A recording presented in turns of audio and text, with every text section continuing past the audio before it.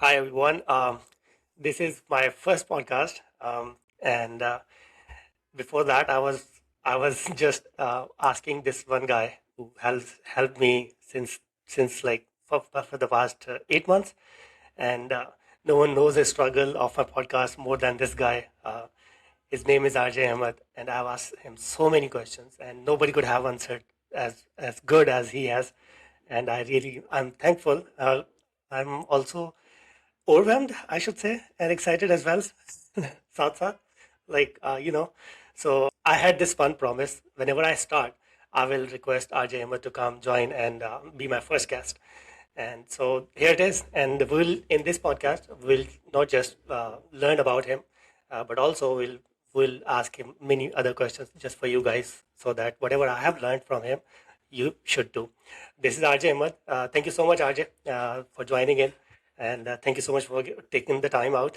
Okay, yeah, Imran bhai, thank you so much for having me. Super excited. Finally, we are doing this. Uh, yeah, I'm all in here. Talk about anything and everything you want to talk about. Super excited to be here. First of all, for the people who don't know you, can you just introduce a bit what are you doing? What are you up to these days?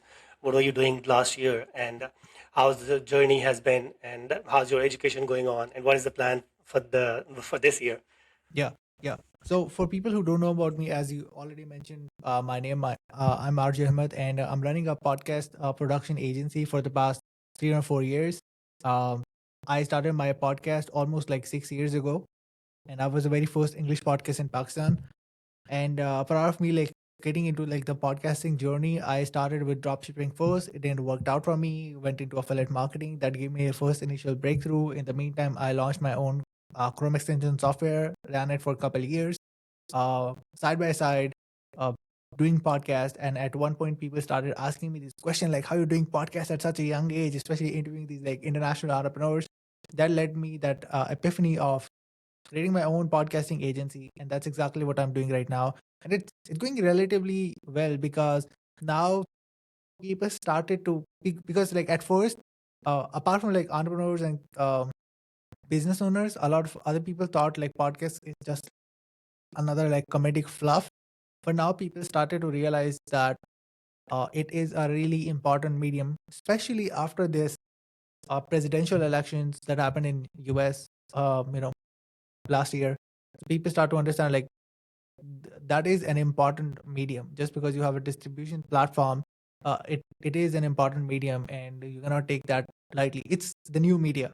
So yeah, I went all in into it, and it's going great so far. Oh, that's wonderful. That's good, really good story. And I totally agree with you. There's this guy in India, Tanmay Bhatt. He was Yep. saying that in his podcast that in the upcoming CEOs will be the people who will create content, either podcast, either any content. Like at the top heads, if you create content, you will be the one to be at the top. So Yep. yeah, that's I totally agree with that. All right, so I started podcast watching you and talking to you, and obviously my goal is that okay, personal branding is one thing. The other thing is that with podcast there should be like something how to monetize this. This was the one question I kept asking myself, even asked you a lot of times. But before we jump onto that, you can tell me why anybody, like any business owner or any person who is creating content, should be having one podcast, either on the same channel or other channel. Can you tell me on that? Yeah. Yeah. So um, I think one of the core reason why anybody should start a podcast is it's like okay, like I have my own reasons. Like one of them is like you can if you're starting a podcast, actually you can learn from anybody for free at no cost. So technically, indirectly or directly, you're getting like free mentorship from somebody. I remember like there was a guy who I had on my podcast. He is running a solar based company in US. It's called SoulGen, and the guy name is Chris Lee. He charges $10,000 for 1 hour consulting session, which is mentioned on his link tree on his Instagram. And then in the same link tree, you have a button is like book him on the podcast, which is of no cost. So technically, if you think about it, You're getting the same person who's charging $10,000 for an hourly consultation, and you're getting the same amount of time of that person for free at no cost just because you had a podcast. It sounds so good to be true that at the end of the day, it feels unethical just to even like think about it, that how it is possible. So learning from somebody for free at no cost is like one of the reasons of like why somebody should have a podcast. That's number one. Second is like when you have a podcast and now when you're having these people on your show, if your ability to ask questions gets better over time, because at the moment you are not close to a monetary level with them, you're not close from a skill level perspective, but what you can get better is in a better relatability standpoint. If you ask better questions to them, they're gonna feel that you are a smarter person. Just you're not there yet, but you're smarter, right? So they can understand how your potential looks like. So they would love to be in the zone or be in that friend circle with you, giving you advices, even though you never wanted it, but they gave you advices that somebody is willing to pay like thousands of dollars for, and you're getting it for free, being in that right zone and circle just because you had a podcast. So one, you're learning from these guys for free. Second, you're building a network right away to the people who at the end of the day like already made it. It's like they are into like different ball games. They're not into survival stages. They're thinking about like 10, 20, 30, 50 years, longer time perspective. That's second. Third is like you have automatically created your authority in your industry. It's like I was talking about this like few days ago. I was in an event. I was talking about it. Just because you are in the right circle, everybody will consider you as an expert too. And the example of that is, let's say if there's like a circle and you're just in the middle of it, everybody gonna think you are on the same capacity or level, even though you're not. And that's something what I don't consider it as like an imposter. That's exactly how the world works. Do you think like every person who is in the circle of billionaire is a billionaire? No. But the thing is like people do consider them, so people consider their status as the same. So that's how it works. And that's how the market and industry is. So just because you're hanging around with successful people, people will consider you as a successful person just because you're in the right circle or room. And that's what perception is. So if you have that, which means anything now you sell or offer would be considered premium just because you're part of that circle. So when we think about like all these things, it would be a crime to think about like not starting a podcast, because yeah, we'll definitely talk about like how the monetization of podcasts works in detail, but there are ways to like monetize your podcast, but all these reasons are like far more than enough to for somebody to even like start a podcast. um yeah, and like sometimes like meeting your heroes, if you are following somebody from a while, you would be able to have them on your podcast. I was following some guys from like 10, 12 years when I was 14, 15. And 10 years later, 12 years later, since I had a distribution channel, I was able to invite them on the podcast, and I was able to like let them know like, hey, I've been following you from like 2012, 2013, and now I got this opportunity to sit in front of you and let you know about this and like how I've been following you for so long. So like just because you had a stage, you're able to invite them on your show too.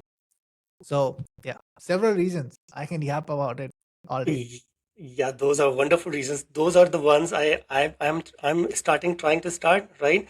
And also exact same thing. Last you said that you can invite the people who you follow or like or you just admire, you know. So I have sent invitation as well to those people. Let's see how things work out. Yep. That definitely.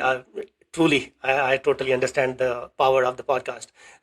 The reason there are many other podcasts as well. The people who were creating content, then they shifted towards podcast. But I want to understand this one thing. Why did you focus on English? Why did not you focus on Pakistan? Because a lot of good potential in Pakistan or even India. Like you can, both of the countries have huge potential, like huge audience. There are so many podcasters who are very famous in India.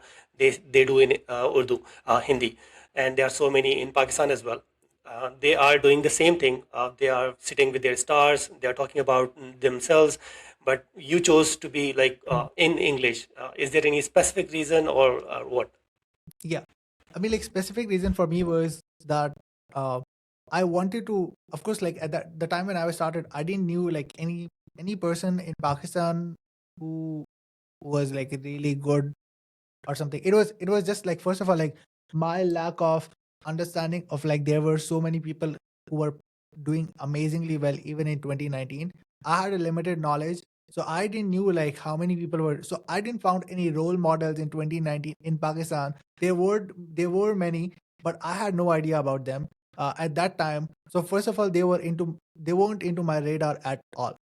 That was like number one thing. But the other thing is like I was already started to getting exposure, or like I was started to getting the exposure of like people existing on the other side of the world. So I was like, okay, like these guys I can learn something from. So it means like lack of exposure from like a Pakistani market or Indian market. It was more exposure to the international market right away because of me stumbling upon an ad and got the idea like drop shipping is something, and then like right away went into like this like digital marketing groups of these foreigners, all that. So the first exposure that I got was directly from an international market, not from local, right? So in that case, like I had like hardly any awareness at the time that there are guys exist here too. you know really. So that was like one reason. But then it's like when I was like reading .com Secrets by Russell Brunson, when he talked about the concept of being a reporter, that you can become a reporter and interview people on your podcast, on your channel, and like borrowing their authority. I learned it directly from his book. So I was like, oh, at one point, I would love to have him on the podcast. So then if I'm learning from other influencers from the same industry in English market, so I was like, why should I not start from here? But again, the problems that I faced was English is not our first language. I was not great on camera. There was no proper lighting, my camera. Like I didn't have like anything. So I just started with whatever the resources I have. So that's why we always talk about being resourceful. Uh, Even though if you have resources, you don't know how to use it, it's never gonna be enough. So so yeah, I mean, I was in my hostel, had a pillow on top of me and the laptop on top of me for a better angle, but there was no better angle at all. Um, but that's how I exactly started. I didn't even knew how to use Zoom account at all. I used my guest Zoom account. I told her like, hey, can you use your own Zoom account because I don't know how to use it and I don't have one. So we used her Zoom account in my Facebook group so that we can record that first podcast episode. And that's how I exactly started. And once I did it for the first time, it just got me that a little bit of like easiness that hey, I think I can do it. It is possible because my personal belief is you cannot guide other people if you have not done that stuff by yourself. So in simple words, you cannot become a leader if you cannot lead by example. Like so that's something that was like really important for me. And if you see any trait of a leader, all of them are really great public speakers. They know how to direct an audience, they know how to engage with an audience. So if you see any successful person from billionaire status to somebody who is well known here in Pakistan, like they are really great speakers. So that is a common trait that is in every single person. That was like, okay, cool, let me start with what I have and then slowly move on and go from there. So I think the very first like 4 or 5 episodes I did in my hostel, then COVID came in, and then like I went back into my home in different city. So yeah, that's exactly how I started. And I started doing it in English. Few years later, when I started to attend my very first attend event that I attended was for CBC in 2021.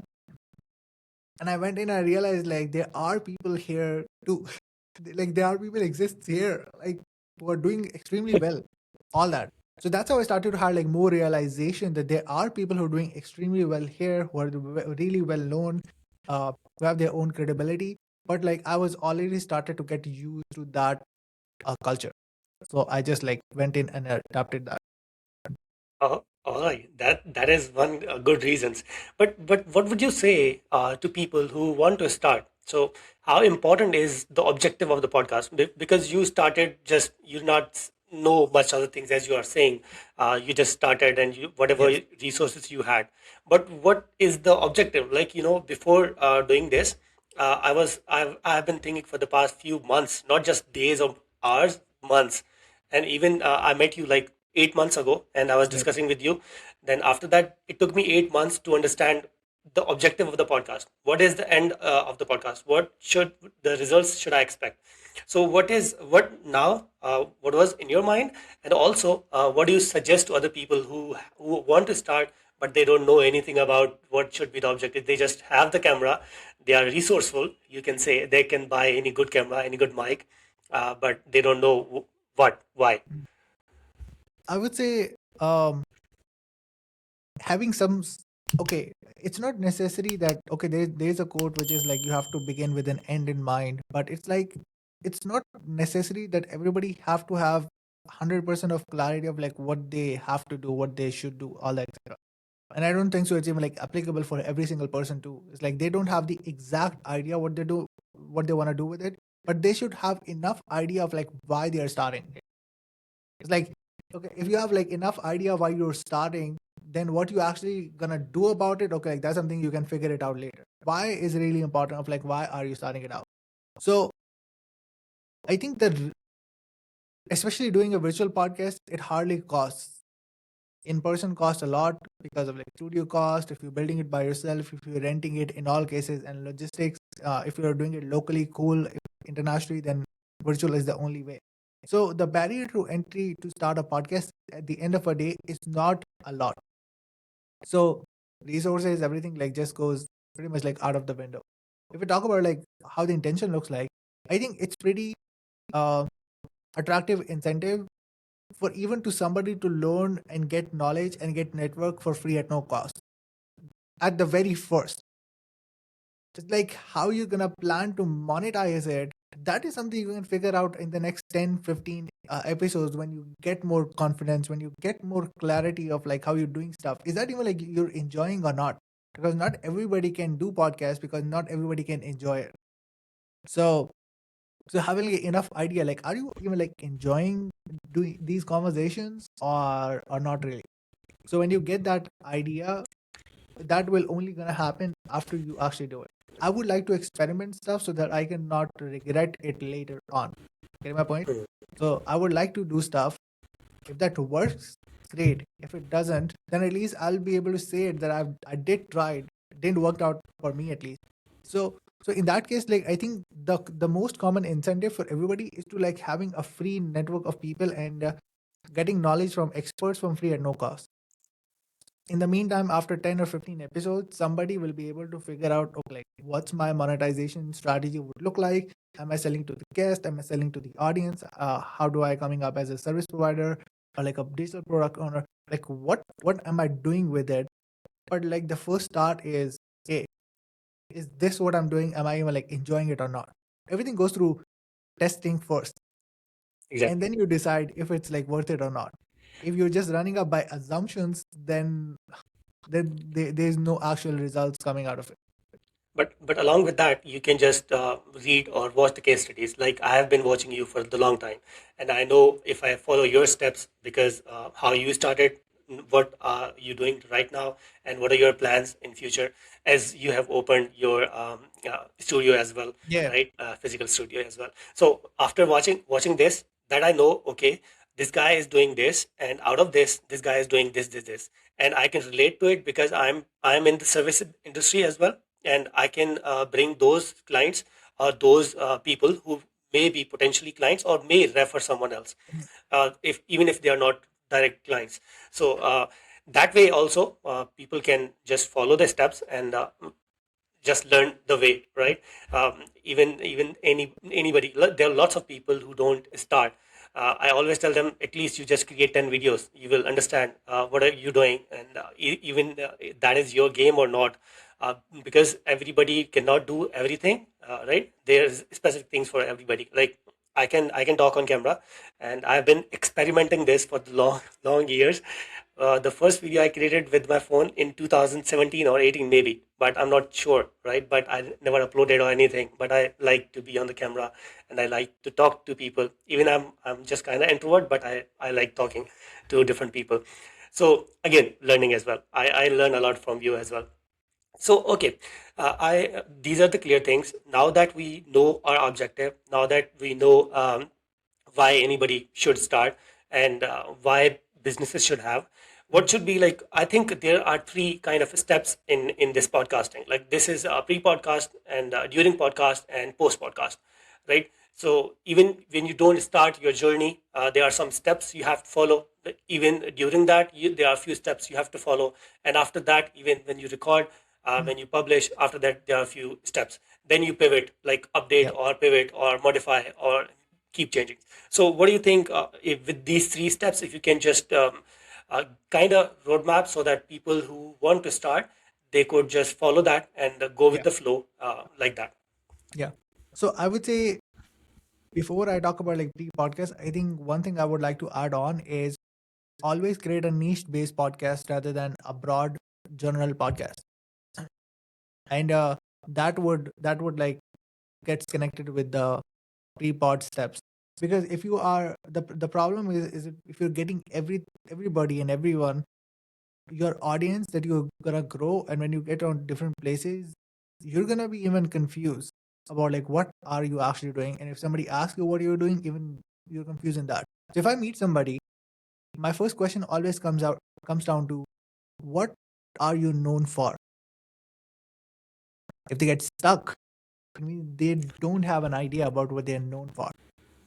Being for example, like if somebody is doing performance marketing, they're just doing it, they're not known for it at the point.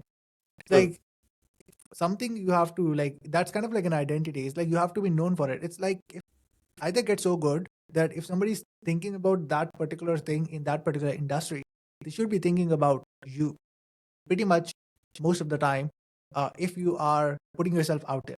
So you have to put your message out there so longer enough so that people can remember you at that time and stage. So yeah, no broader podcast. Don't focus on. I created a video around it too. Like don't focus on like modeling Joe Rogan or like Lex Friedman or Mel Robbins. Like these guys are doing podcasts for the past 15, 16 years. They started at a different stage, different time.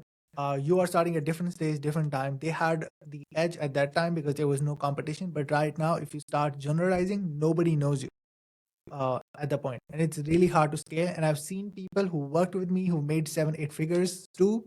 They failed their podcast just because they didn't listen to what I said to them, and they kind of like broaden it just because they wanted to talk like Joe Rogan, and that does not work out even after having resources, credibility, and authority in the market. So yeah, no broader podcast, always niche down podcast. So so now based off that, when we think about like pre-pod strategy or like pre-pod structure, it's always like then any type of case you're having on the show must have to have a conversation around your niche topic also.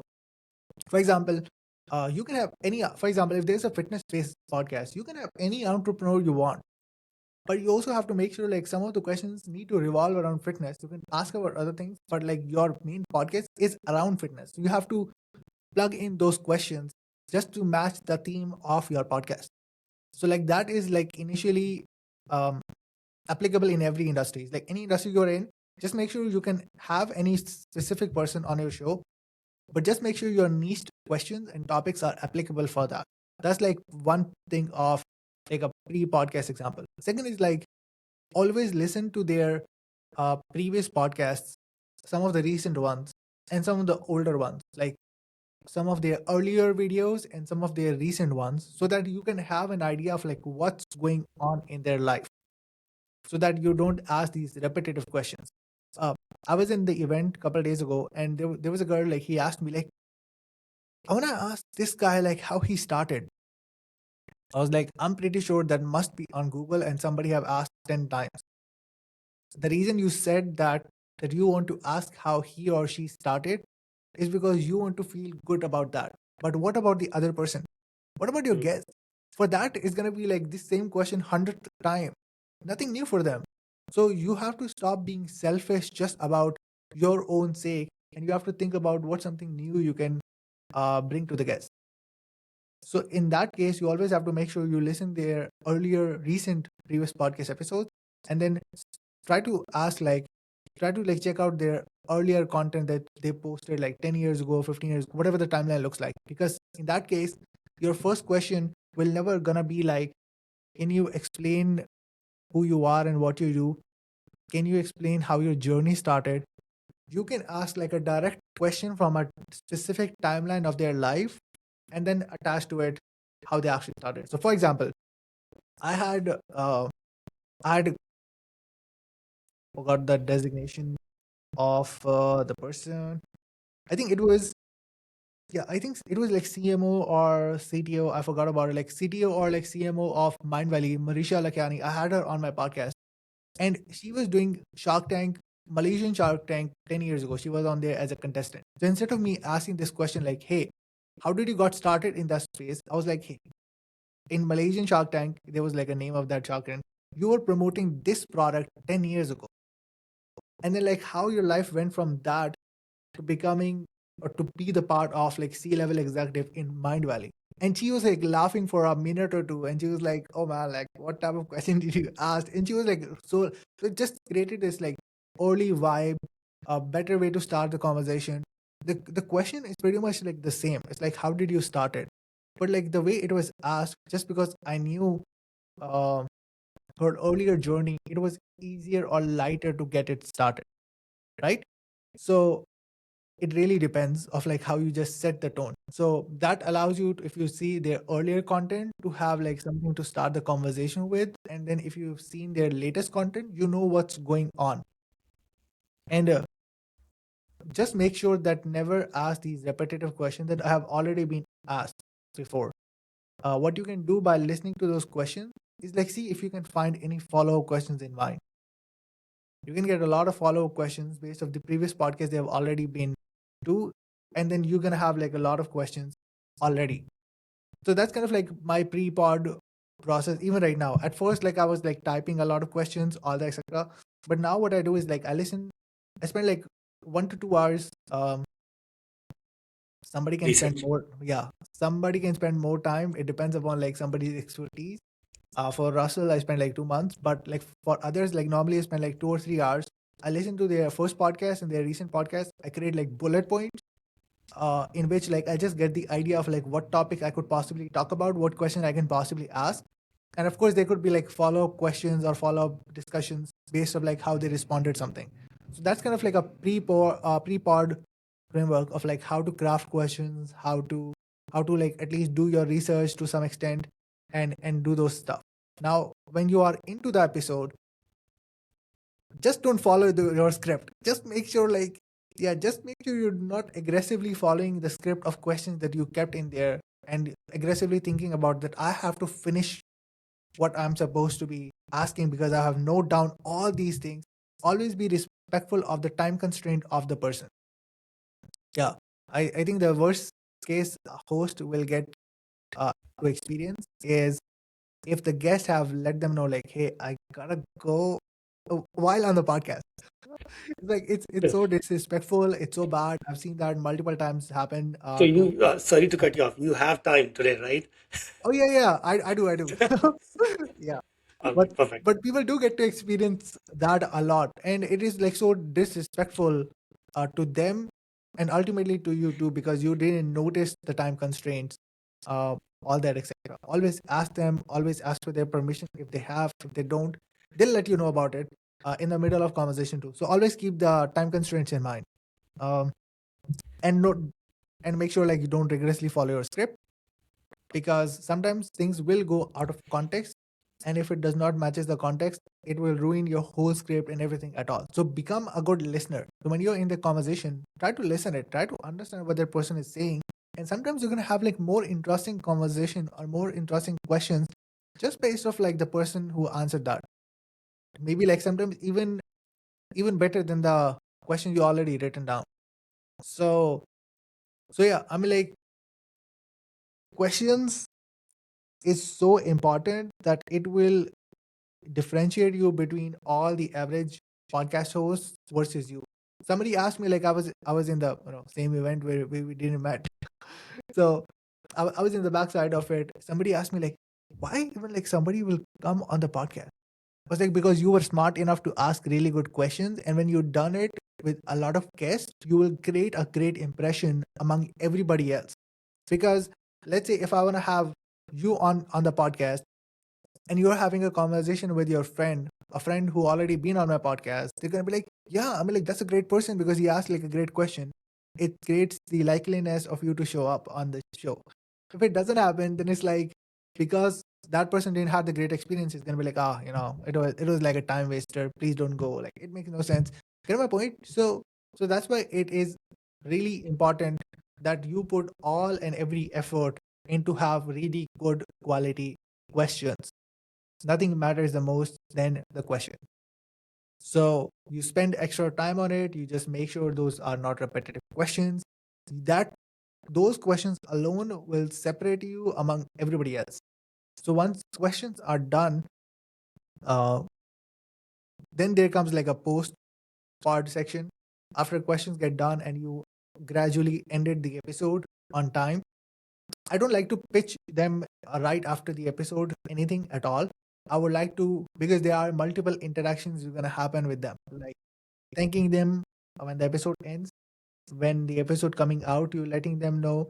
When the reels are coming out, you're still having multiple interactions with them. So there are like so many interactions that could possibly happen. After that, if you want to do something, you can like let them know all the extra. So it's not all the time or hardly it happens like I pitch them or anything like that post podcast. But what I do always is when the episode ends, I thank them. But the question I ask from them is, who could be as awesome as you and can be the best fit for our show? So I don't have Wonderful. to find guests pretty much most of the time. They already know who could be a great person like them, and they could possibly connect me with those people directly. Like a three-way chat on email. It happens like uh, all the time because I can use that person's reference and then I can reach out to that person, and there are high likely chances for them to say yes and to be on the show. So in that way, my leads for getting people on my podcast will never end. But still, I'll make sure to qualify that person. If that person could be my potential client or not, or that person could become my potential client or not, or if that's a worthy network or not. All these elements still do come into play, but I still have a lot more options now, rather than to think about like who to have, who not to have, all that. But I want to add one point and ask also. You said that the questions should match with your services, like, so that you could at least talk about what the theme of your podcast is, right? So, how do you define that? For example, you are into podcasting, right? I'm into digital marketing, like performance marketing. Okay, Mhm. so how do you pitch, like, indirectly, and how anybody who is doing digital marketing, they can put questions indirectly and just talk about their services as well in the podcast. Yeah, I mean, like I didn't say like pitching indirectly through questions. What I actually meant with the questions is like the questions are kind of like eye opener for a conversation that they feel like you are a valuable person. That's the first barrier you have to eliminate. That you are a smarter person. If you're a dumber person, like then whatever you do doesn't matter at all. So your questions, nothing pitch in that. It's like that would enable in them, in their mind that you are a smarter person. That it's great to interact with you. So you are pitching nothing out of it at the moment. Hmm. So after you have interviewed them, after the episode gets released, all that, or even like in the mid of conversation, you have to find like something that they would possibly need help with. You cannot Hmm. reach out to them like, "Hey, I do this, I do that." Like they they might not have enough bandwidth to think about it because they are going to be like, oh man, like too much stress to see that person if that's qualified or not. So that's why I always say is show them what you can do for them. Like that is the ultimate solution, and I've seen it all, and every time, like not only for my case alone, it's like for time and time again for every single person. If you just like put a little bit more effort just showing them what you can do for them, it just changes things completely differently. So for example, if somebody is uh, running a service of creating funnels, for example, and if they've seen like a funnel of a specific guest that is not great, or like the copy is not great, the person can recreate that one page just for that person to show them like, hey man, I recreated it because I found like this problem, and I thought about like these things can get better. So that's why I recreated this funnel. Let me know like let me know how does it sound, or like how does it work out for you. If it actually made sense for him, he's gonna be like, man, this is so good. Like I would like to get all the other things get done too. Like how much you charge? Because now you're not cold outreaching to people. These people are already in your circle. So it's not like a guesswork. They're like, hey, no, I don't need this stuff, all that, etc. These people are already in your circle, and you just have to show them what is possibly can be done better. So now that is applicable for every single person. If somebody is like a email copywriter, that person can like read that person's emails on day-to-day basis, and not letting them know like, hey man, you're doing it wrong. Not touching the ego. Like, hey man, I saw your emails, and I felt like they can be like things that can be performed a little bit much better. So I just did it for you. Like, have a look and let me know. Like, Got your point. Yeah. yes. So I'm like, in that case, you already had that person in the circle. You already showed them like what you can do for them. And then if they like it, they're gonna for sure gonna talk about like, hey, how much you charge and how much your services, all that. There could be like some freeloaders. Again, it's a numbers game, but there could be like some freeloaders. But pretty much like most of the time, people are gonna be like, oh man, this is so good. Because Okay. if you think about it, and that's the difference. Like if you think about it, everybody's service is pretty much like the same. It's always about like who they are targeting. If you have like if somebody's running, media buying Facebook ads for a beginner, he's gonna charge them lower, and there's gonna be a lot more desperation because they have a shorter runway. It's gonna take them longer to succeed, and most likely they're gonna fail because the runway is not enough. If you go on a middle level, then even in that cases, they still the runway is like slightly bigger, but again there is a somewhat desperation there because they still want to get results faster because they are into negative all that. But then if you go on the higher level, they have a bigger runway, more budgets to test, they know it takes longer, and you ultimately get them results, right? It's like it's just different set of people. I have worked with in a podcast service, I've worked with people who were like desperate, want to pay like $50 per episode, to people who pay like $700, $800 per episode. It's a complete different mindset shift between them. So and that's how you even like attract those people too. I do it all the time. It's like any person I see who come on my podcast, and I see they have an intention to start a podcast, I always drop them a message. I'm like, I would like to do your first trailer for free at no cost. Send me the footage. And they send it over because like it's like no loss for them. So when I send it back to them, they're like, oh man, this is so good. Like, how much you charge? And I let them know my pricing, and they get closed just because of that. So just because they were in my circle, because of my podcast, I'm able to show them my services in that way rather than commenting in their Instagram post like, hey, I can do this, like DM me, all that. I can just drop them a message like, hey man, I would like to do this for free, no cost. Just let me know. And we can go from That's there. that is one good, that is one good outreach method for not paying anybody but doing outreach, and the Yep. other person is already warmed up. That's the challenge a lot of digital marketers, even marketers, and even business owners face.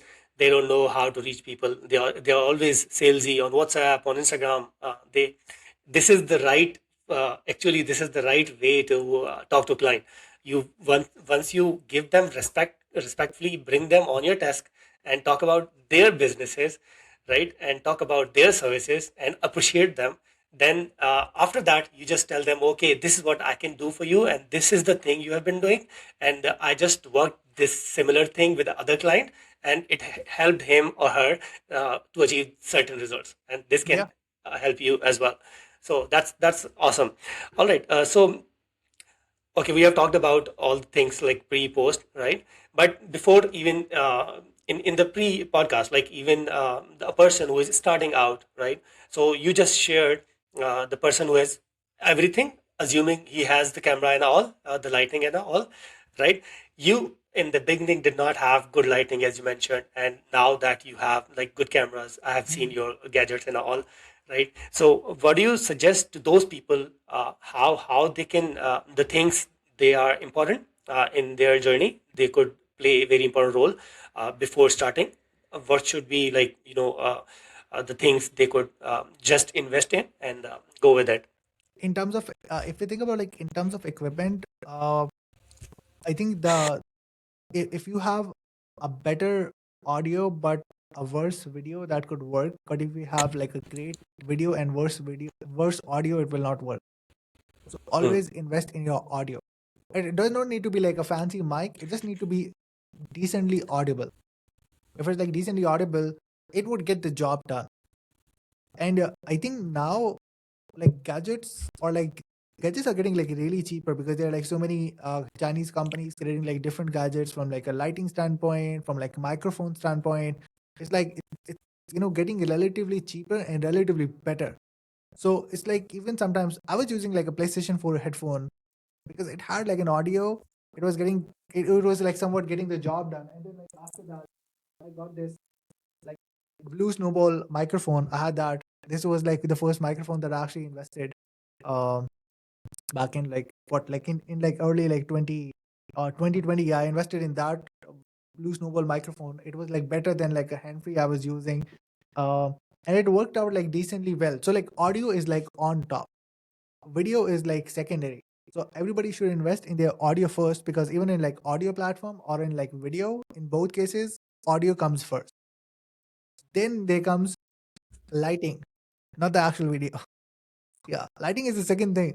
And again, lighting is also something that is not now cost a lot, because like now ring lights came in, all that. So it's like somewhat relatively cheaper to start. Right now we're talking about like the least expensive things just to get started, because they're expensive stuff, all that. But if you think about like cheaper to get started, ring lights or like these basic LED light panels, anybody can get it if they are not spending excessively on like their fancy foods outing. Everybody gets pocket monies pretty much most of the time, 1,000, 2,000, 3,000 rupees. They can save it for even like 2 months, they'll get it. It's like, yeah, if somebody says like I don't have it, it's like, okay, that's bullshit first of all, because at least everybody in pretty much cases or scenarios get these type of money like 2,000, 3,000, 4,000 rupees. They're just excessively using it without saving it. If somebody have the desire, they will make it.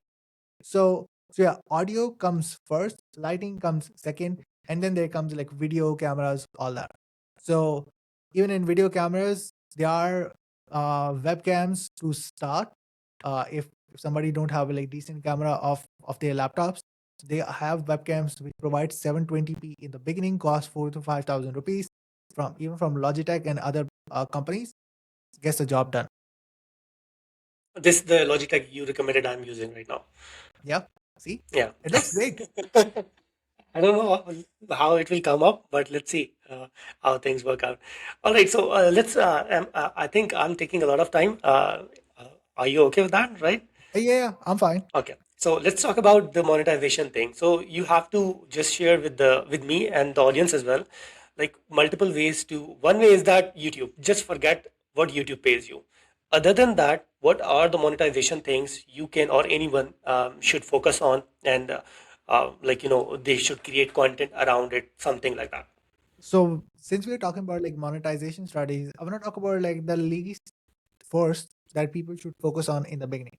As you mentioned earlier on, that monetization from AdSense and YouTube revenue should be the least interest, because it takes longer time, especially if you're creating a niche-based podcast. You're getting like uh less views. Even if you create like a general podcast, you will get less views, because most in most cases it doesn't work, because there are so many elements involved in podcast to make it really work out. Better host, better guest, better topic. So that is the reason why even if you see successful people doing podcasts, sometimes it have like 100 views, 150, 200, because they might be wealthy, but they're not known enough.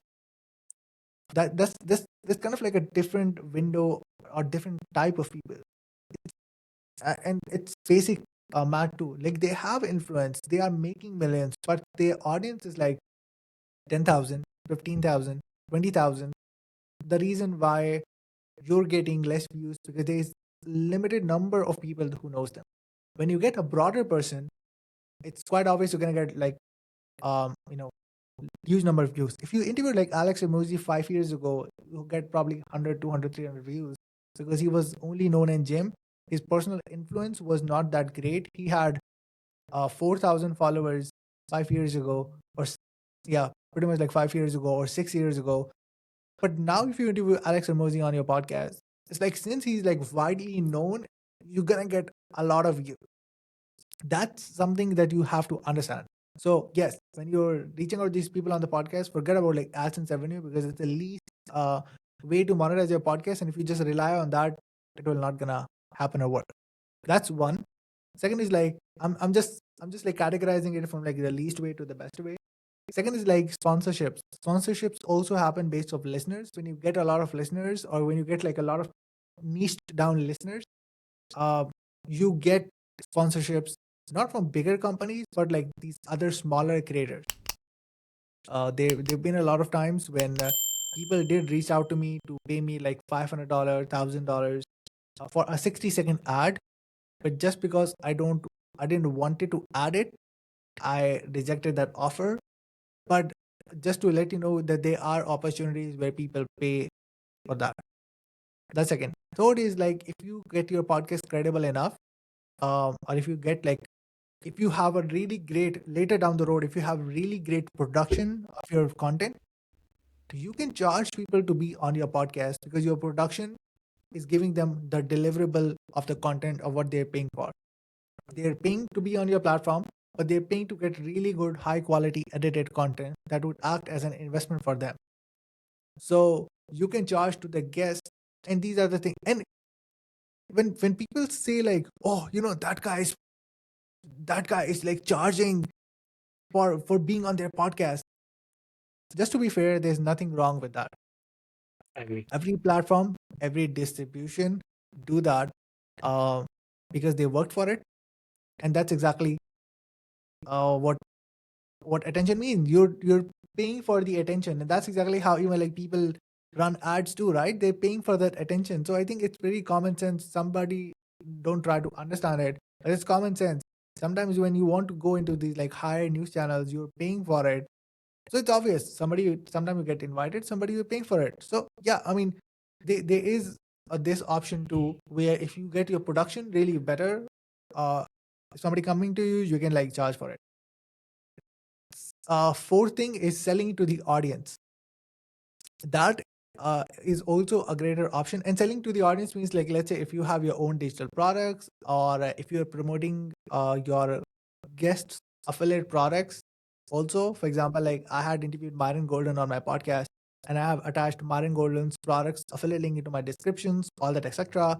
So at the end of the episode, I talked about like, hey Myron, like, can you talk about this challenge, all that. And for the last 5 minutes of the interview, he talked about like, hey, this is my challenge, this is upcoming, this is how much it costs, and there's a link in the description below. Just go and check it out. Typically an affiliate link, which means like I would get incentivized as affiliate commissions.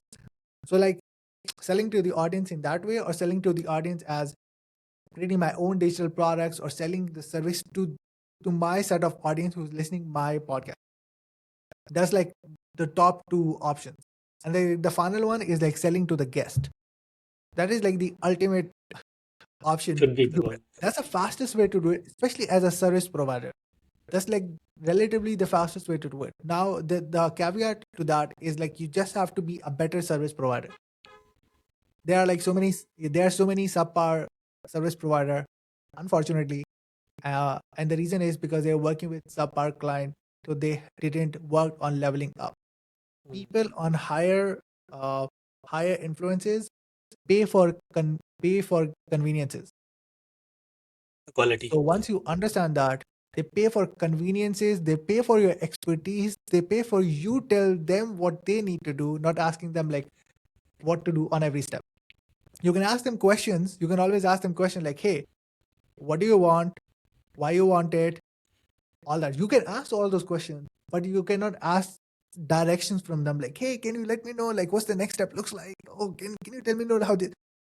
That's not what an expert do, unfortunately. If I'm an expert, if I'm getting into a podcast, I would love to take their opinion, but I would not gonna take their direction of them telling me what I have to do in my service. And I have a clear part of my agreement is that uh, they only can be like one captain of the ship. So if you're gonna let me know what I have to do, then it means I have no autonomy of running it. And then if it not work out, don't put blame on me. Exactly. Very And good point. and even in companies, like authority changes in their companies, authority changes, the decision maker changes too. Every decision maker try to claim their path and like, oh, I know how this works, all that. I'm open to always advices if they have any inputs, but if they are giving an input out of blue with no backing, I will always give them a pushback, and I'm like, hey, if you have a solid proof of why it's gonna work, we'll do it. Otherwise, I think we know where we are heading to the direction of why. So you have to stand your ground. And that will only happen if you're an expert. If you're not good at it, you're gonna get like swept away just because they gave you opinion, because you just want to save your work, all that. So when you understand all these things, it means like you got better in your service so that you can offer it to these type of people. If you're not better, you will not be able to do it at all. And if you did it for one higher ticket guest, it will gain you confidence, it will give you clarity, it will give you that testimonial, it will give you that belief that you can do it for others too. I was talking about this a few days ago, that it's not necessary like everybody, see, like the road to destination is same for everybody. It always depends upon like the vehicle of the person, right? A person who have a bicycle is gonna probably take him for like that same 100 kilometer. For a bicycle person, probably gonna take him like 7-8 hours to get that destination, compared to the person with a car who's probably gonna take it for 60-90 minutes, right? Does that mean like that person will not get to the destination? It's like you already, as a service provider, knows the destination. What you're changing is the person who have a better vehicle. It's like once you understand that, you will get results to your clients faster, you're getting paid more faster, and you're getting more better clients with better cars so that they can get to the destination. So once you understand that, things changes. So yeah, I mean, selling to the guest is on top by far the most profitable thing that could possibly happen. Everything else is like second option, like selling to the audiences.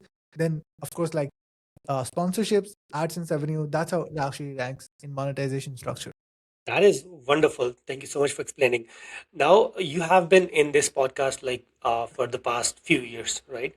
And since the beginning until now, the mistakes you have made, and you would want Imran not to make the same mistakes again and learn from your experience. What would those Yeah. be?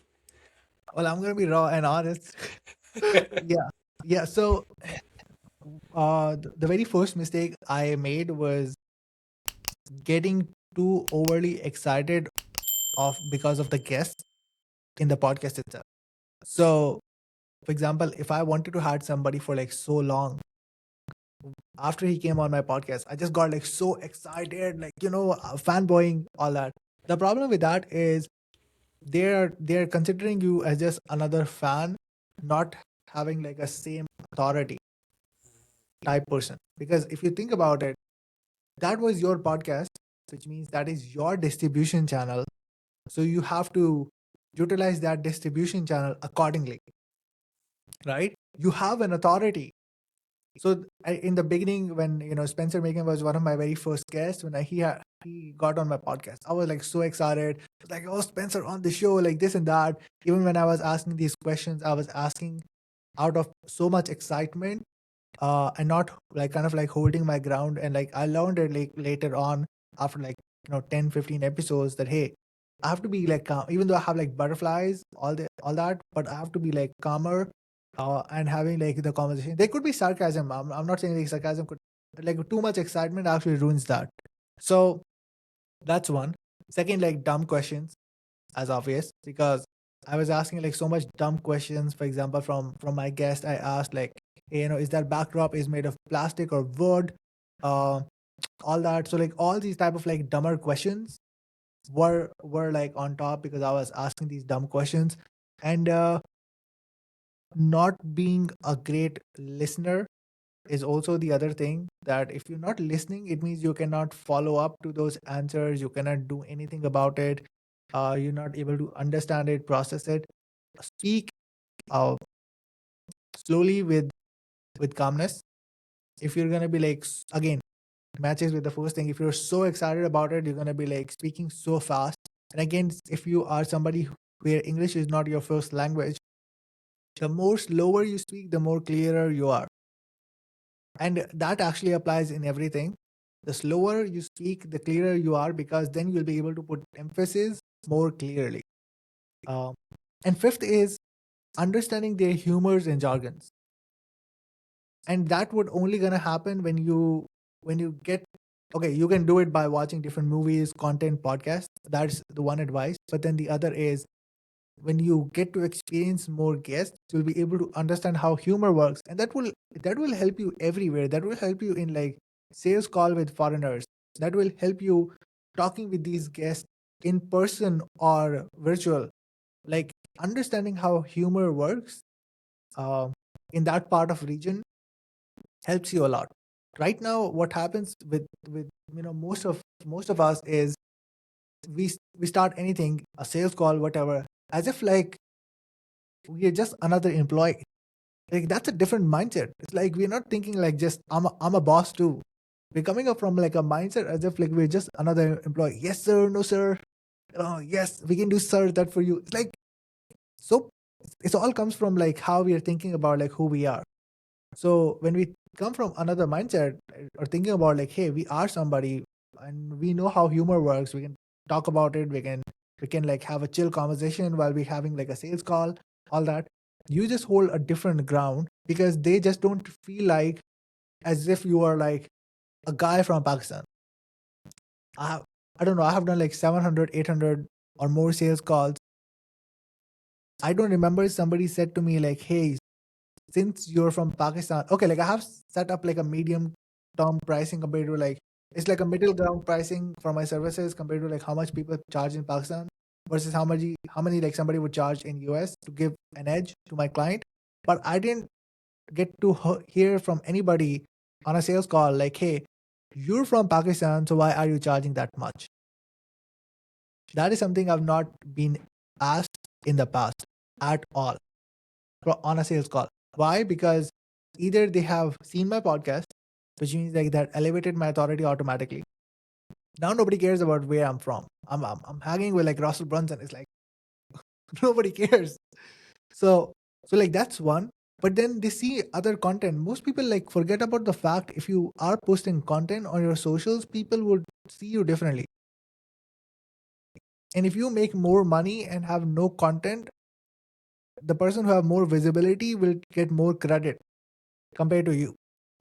So it means like technically at the end of the day, you're doing disservice for not posting content, and the person who is far less better than you getting your spot just because he's posting content. That's a reality check for most people here, and they're fine with it. Cool. I mean, like I know guys who are like relatively good in their services, but they're not doing it. If they're happy, like more power to them. But I cannot accept this, at least at this stage. So, so yeah, I mean, like these were the mistakes that I personally made when I started in my podcast journey. But again, learning, doing it over time, still learn right now. Anytime I consume any content, um, and when we talked about like humor, important part also comes into play is your vocabulary because we always have like a limited set of words to describe stuff. So every answer come end up with like few things, few sentences, because our way of expression is so less, we're not able to express it. So expand your vocabulary by listening different types of content. The tip I always give to others is listen to any type of content you want, but any new word you see or like hear, just check out like what's the meaning of it and try to use it in your vocabulary and make it part of your dictionary. If you do it on a daily basis, you're learning like one new word every day. It means like you have 365 different ways to express yourself. It's like Exactly. just imagine like from one year, from the level of expression you were to level of expression you're gonna be. Like in 365 days. One word is not a lot of words, by the way. It's like not a lot of words. And it's not even like you're aggressively trying to do stuff. We all of us like consume stuff like on day-to-day basis. Just But I notice think, new words. Yeah. yeah, it is a psychology that small things we cannot consume or remember. Bigger things we think that it is our mind is so powerful we can remember those things.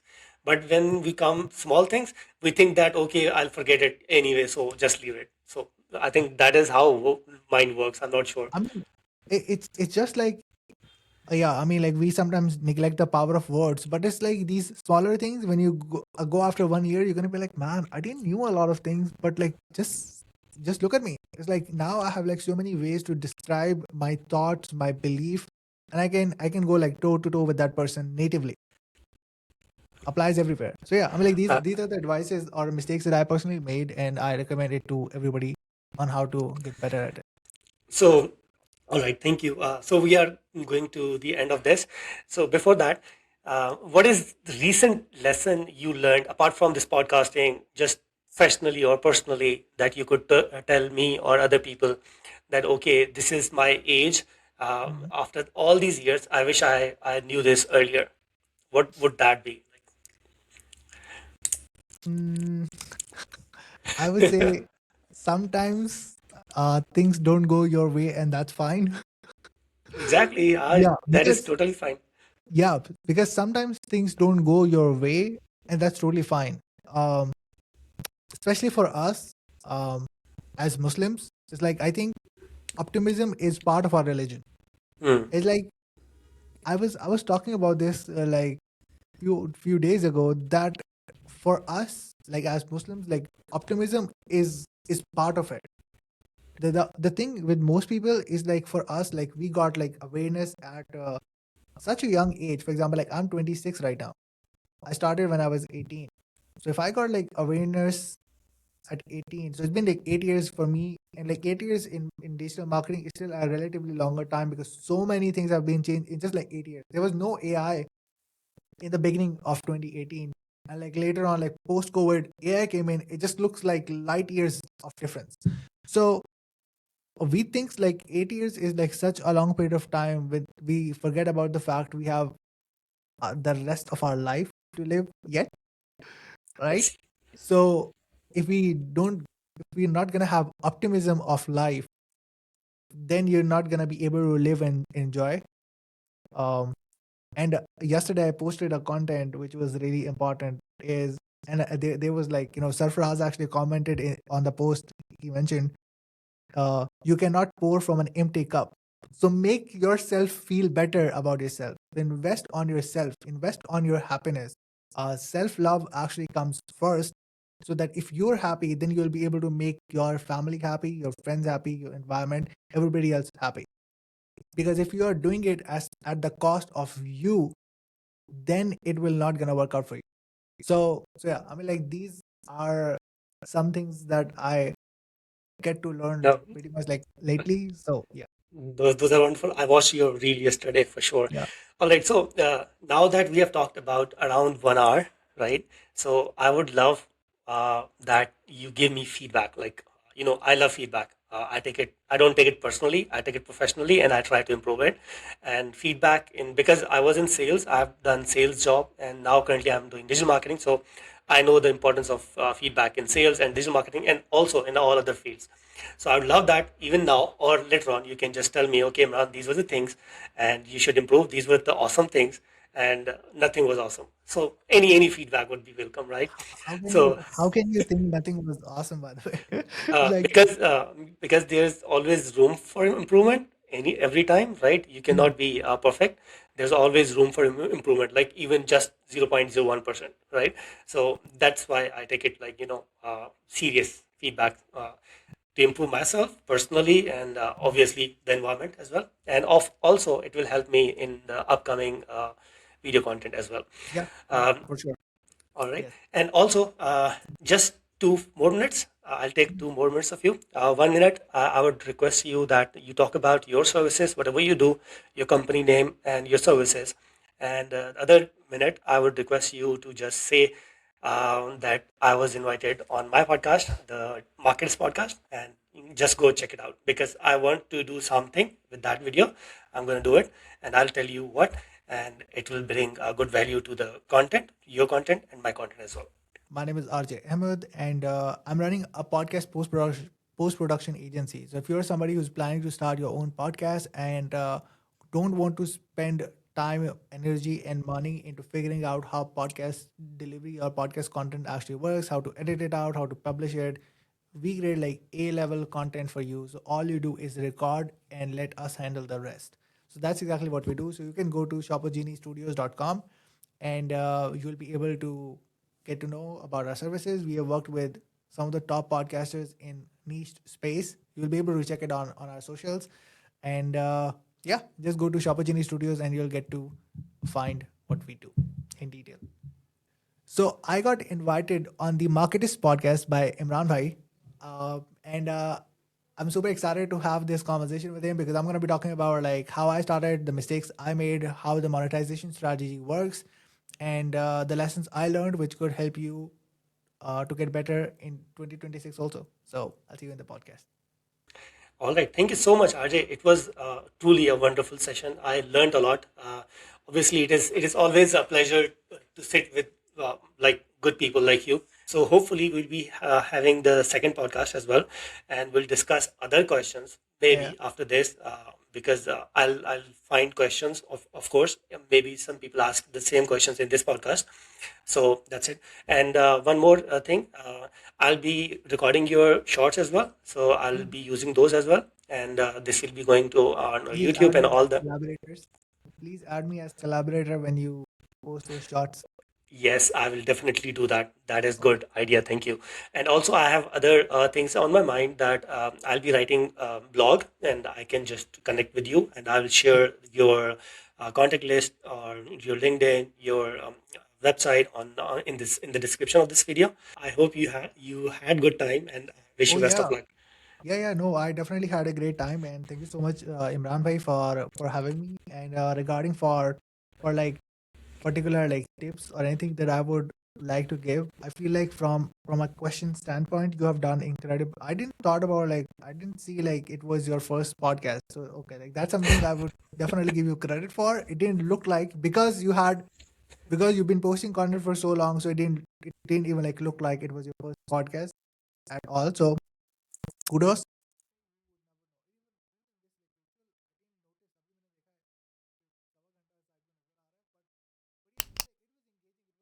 So okay, all right. So this will be the end of the podcast, right? I'm going to stop.